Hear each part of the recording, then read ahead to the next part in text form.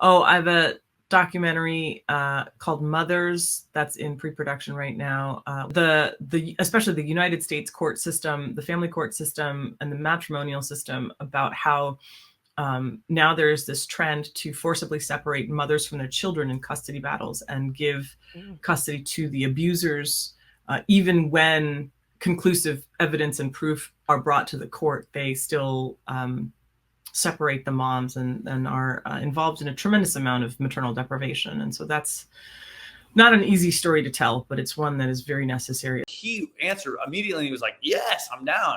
I was like, how the fuck am I going to get this guy out from Japan? Or what? I mean, luckily we had a pretty good budget for the film. And he had his own rockabilly band as well in Japan. But I was like, we can't afford to fly out his whole band. So with the help of Johnny, he knew people in LA, but he only knew like one. And then once we got that guy, then that guy knew another dude. And, anyway, so we put the band together. I wrote a song for them to play at the end of the film, which is based on an Elvis song. And we were off to the races, man. I said, thanks. And he said, and now you're going to be in a film, I guess. And I said, what? What are you talking about? And he said, yeah, we cast you this week in Poltergeist. And I wanted to tell you myself to thank you, because I love, we worked together for 2.5 years. You got me through being in Africa and England, and he never got sick because he would only eat prepared, canned and boxed food. And he said, and in addition to that, you were the best one who auditioned of all the hundreds of people we saw. So there you go. And then I got to see Raiders of the Lost Ark. Artists, creatives, like 100%. I think it allows us more power and how we control the distribution of our media, and also building a fan base as well. So yeah, I'm 100% for it. And that, just for that specific thing, couple other things, it's like right. Yeah, exactly. I can imagine with so many actors, everybody has different schedules. How were you able to get all of them together for this? Pain and suffering. Didn't get it all together. Where everyone was recorded individually because of COVID. So everyone was in their own studio or a home studio. But we worked very hard. We worked very hard with the agents and with the actors themselves to persuade them to come on board initially, and then to fit in with their schedules. I think we recorded over nearly 6 months. Yeah, and each of those, as John said, was an individual recording, individual studio. Sometimes with film crews for the bigger actors, we brought those in as well. And then it was a case of piecing all of those performances back together, right? You've got, there wasn't really a single case except one, which was an exception, where any actor was ever in the same room as another one. That's a lot of people watching, and so many comments too, people sharing their own stories as well. So clearly so many people relate to this. How did you feel when you found that out, or when you saw that so many people were watching and engaging with it?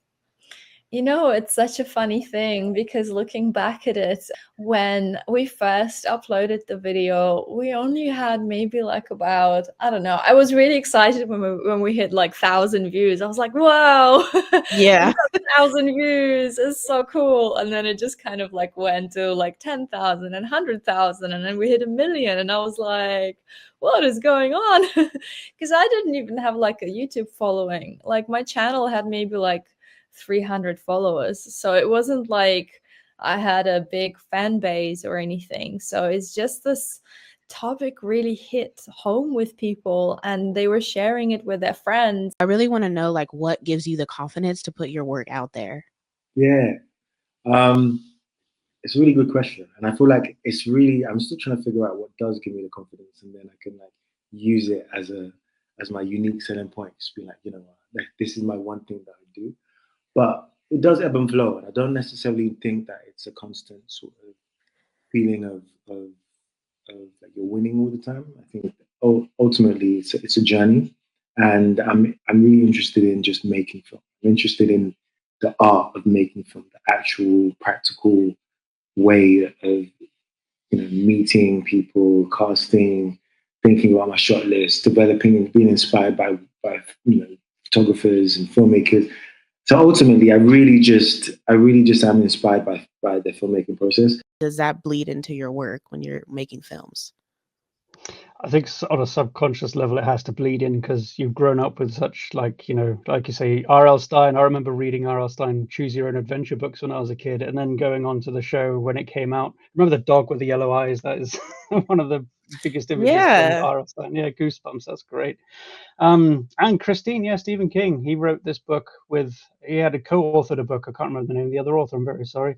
And there's a two-part series about Jack, a kid called Jack who goes to some other dimension, and that is like stuck with me from Stephen King. And I really love that book and his short stories as well. He has a whole book of short stories about a giant rat that is disgusting. I don't know. That didn't really influence his story too much, but Christine, I think, definitely did, because it was like you say, keyboard that turns into something else and tries to eat the protagonist.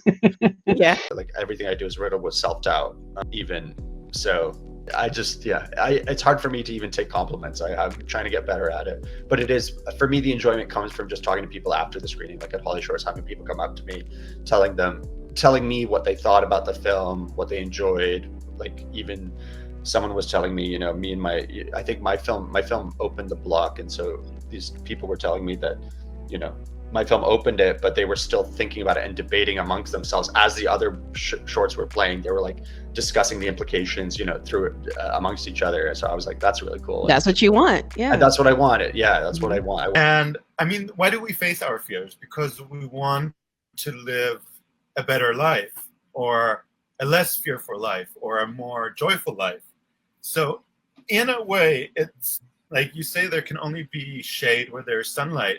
And I feel like a good horror film, in my opinion, is very much a celebration of life.